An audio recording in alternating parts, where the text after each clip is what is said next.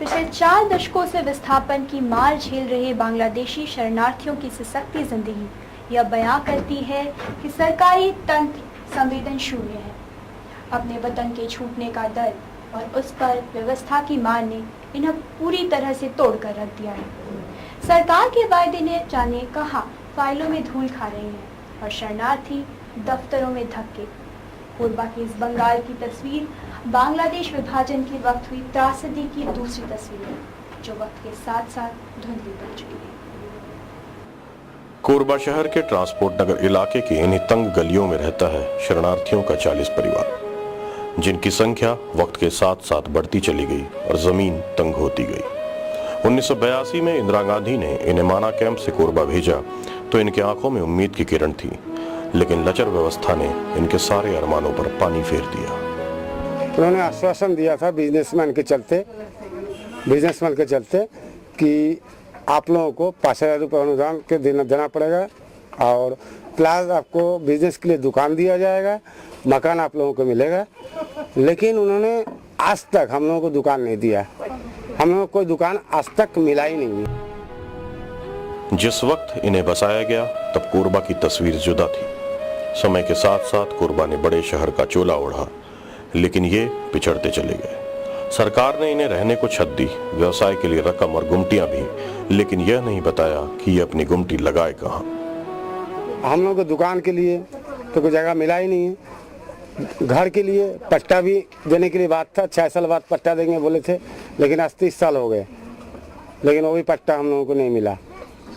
हम लोग दिनहीन करके जैसे भी चल रहे हैं, गुजर रहे हैं। गुमटियों की जगह नहीं मिली तो सरकार के डंडे ने इन्हें कभी खदेड़ दिया तो कभी गुमटियां ही जब्त कर ली। कभी दंगे तो कभी युद्ध के कारण बार बार के विस्थापन की मार के बाद जब स्थायी बसाहट मिली तो स्थानीय प्रशासन ने इन्हें खानाबदोश ही बने रहने दिया। उसको हम लोग को जहाँ बसाया गया था वहाँ से बेदखल बेजा कब्जा बोल के हटाया गया है। हटाने के बाद हमारा ठेला इधर उधर भी हो गया, कुछ ठेला छड़ गया, कुछ ठेला नगर निगम भी जब्त कर लिया। इतना ही नहीं, सरकारी सहायता की बदौलत 2 वक्त की रोटी की जद्दोजहद में लगे इन परिवारों को अपने पेट की आग बुझाने की चाहत में हवालात भी जाना पड़ा। बस स्टैंड शुरू हुआ, उसमें हम लोगों को ये बोला गया कि भाई आप लोग खाली करो, नहीं तो हम लोग को आप लोगों को अरेस्ट करेंगे। हैं तो थाना में पकड़ ले, पुलिस आया, पुलिस आके हम लोगों को थाना में ले गया, थाना में बंद कर दिया। अपने वतन से हिंदुस्तान की सरजमी पे जिस सुकून की तलाश में आए थे, वो सुकून तो इन्हें आज तक नहीं मिला। अलबत्ता हालात के थपेड़ों ने इन्हें पूरी तरह से तोड़कर जरूर रख दिया।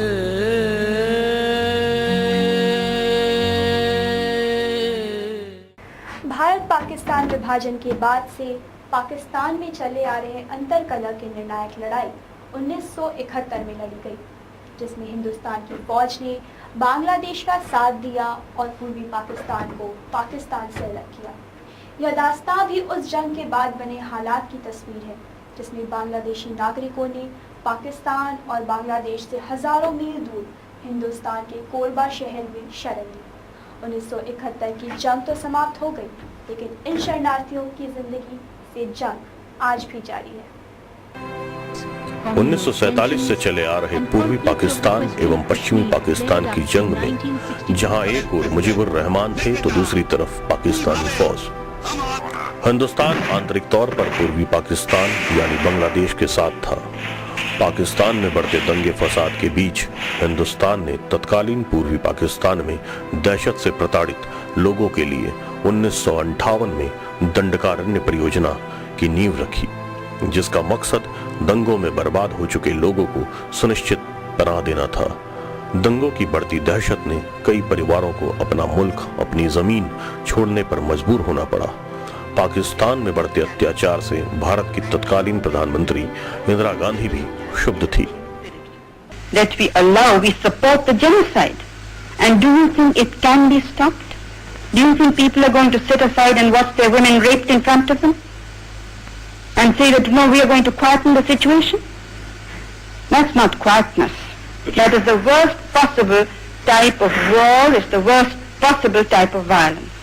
हालात जब बदतर हो गए तब शेख मुजीबुर रहमान के नेतृत्व में बांग्लादेश मुक्ति युद्ध की शुरुआत की, जिसमें बांग्लादेश के नौजवान युवाओं ने पृथक देश की मांग लेकर शस्त्र उठा लिए। हालात जब बद से बदतर हो गए तब 1971 में इंदिरा गांधी ने हिंदुस्तानी फौज को बांग्लादेश के समर्थन में पाकिस्तान के खिलाफ खड़ा कर दिया।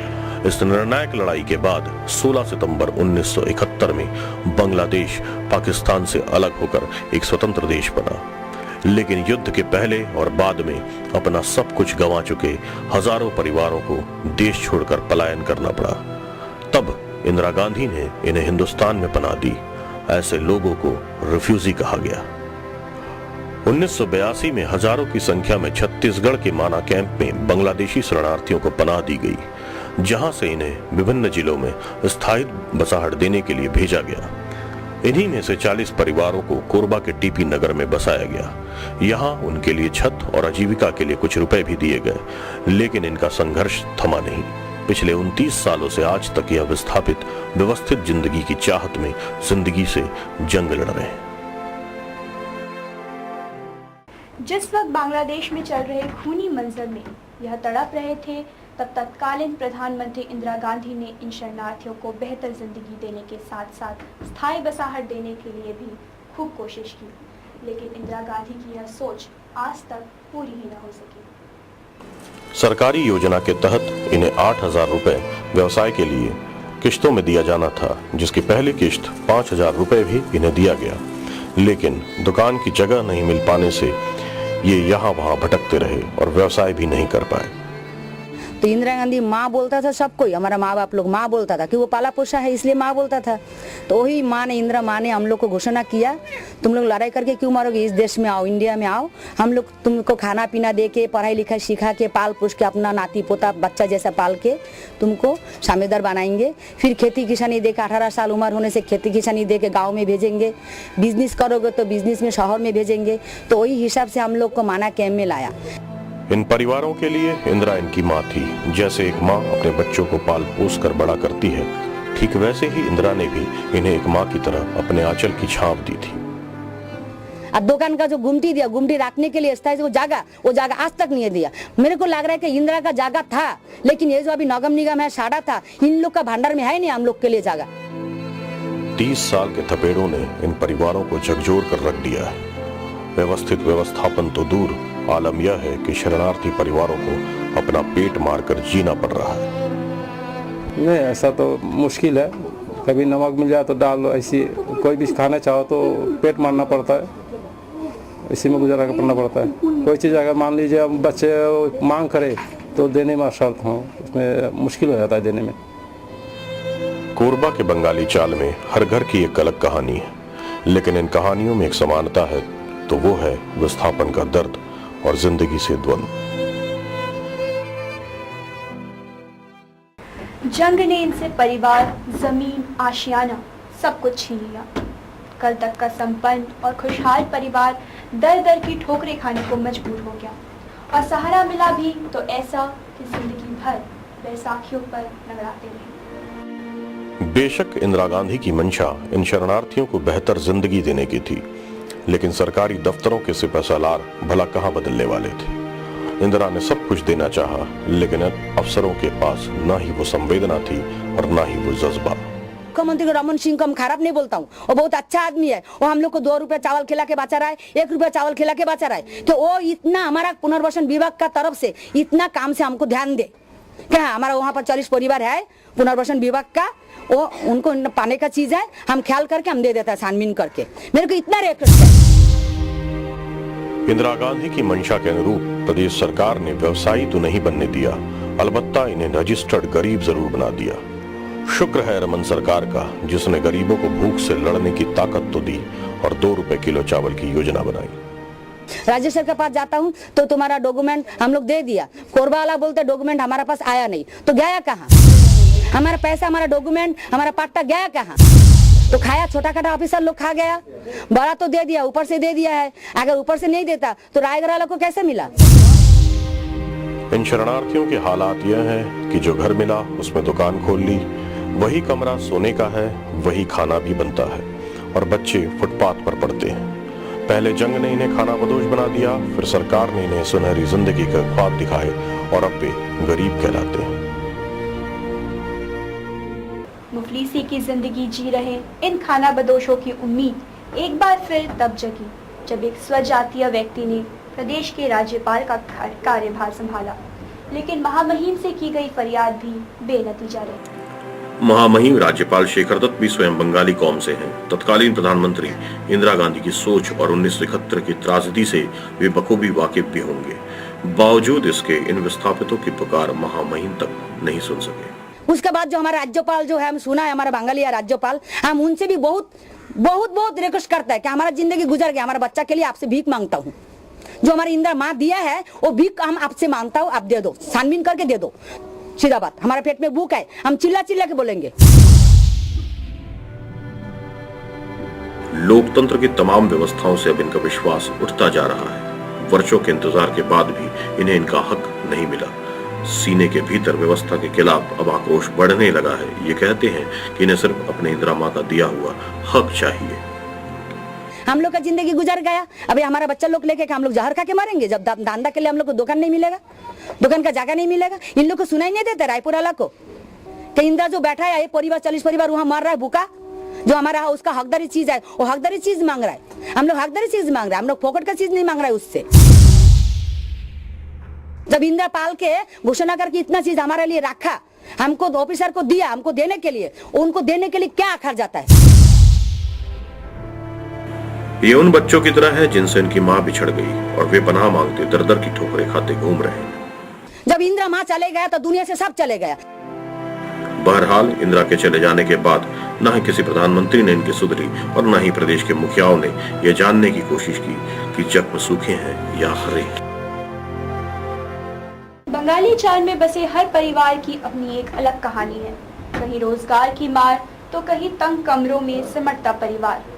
ऐसे में बिजली, पानी और सफाई की दोहरी मार और ऊपर से निगम के टैक्स वसूली का फरमान, सब कुछ ठीक वैसा ही है जैसे जिंदगी की आखिरी सांस लेने वाले मरीज के मुंह से ऑक्सीजन छीनने की तैयारी हो। परेशानियां कम नहीं हैं, संख्या सैकड़ों में है, लेकिन पीने के पानी के लिए सिर्फ एक हैंडपंप। नालियां हैं तो वर्षों से साफ नहीं होती। बिजली से आंख मिचौली की तो आदत बन चुकी है। तमाम अव्यवस्थाओं के बावजूद निगम ने अब टैक्स की वसूली करने का फरमान जारी कर दिया। सरकार देता है 300 रुपया महीना में, ठीक से नहीं देता है। 4-5 महीना हो जाता है, 2 महीना का देता है, 3 महीना का इसको हाथ में रोक जाता है। हाँ, तो ये तो मेरा बहुत दिक्कत, 24 घंटा रोना पड़ता है। फिर टैक्स के लिए टैक्स दो, कहाँ से देगी ना, टैक्स कहाँ से देगा बेटा। मेरा ऐसे ही बहुत दिक्कत है। मैं अभी भीख मांगने भी सीखता है, वैसा हालत है मेरा। वो बताना नहीं आता है, बताना आगे से मेरा आँख का पानी निकल जाता है।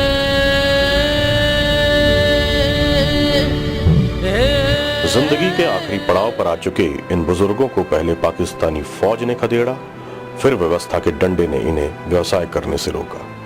तंगहाली की मार ने परिवार से अलग कर दिया। किसी जमाने में संपन्न परिवार के रह चुके इन बुजुर्गों की हालत अब ऐसी है कि 2 वक्त की रोटी के लिए इन्हें दर दर भटकना पड़ता है। मेरा को कोई जगह नहीं है, मेरा कोई जगह नहीं है, समझे। मैं किसी को बताना नहीं सीखता, अपना अंदर में ही जलते रहता है। हमेशा के लिए अपना अंदर में संभाल लेता है, मेरा अपना अंदर में संभाल लेता है। मैं किसी को बताता ही नहीं जो ऊपर क्या कर रहा है मेरे को, कौन खानदान का है, अभी क्या कर रहा है। मैं यही सोचते रहता है।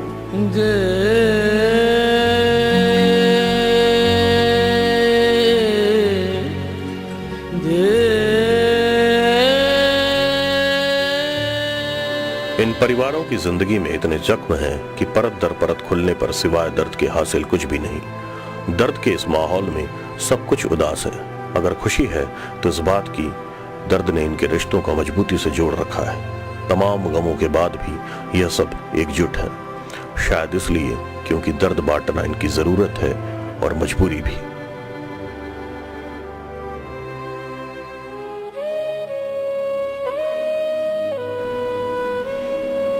इनसाइट स्टोरी में बीते दिनों के पन्नों को पलटने का मकसद सिर्फ इतना है कि शायद बीटीवी के इस प्रयास से उम्मीद की कोई नई किरण उन्हें तलाशते हुए इन तक पहुंच सके।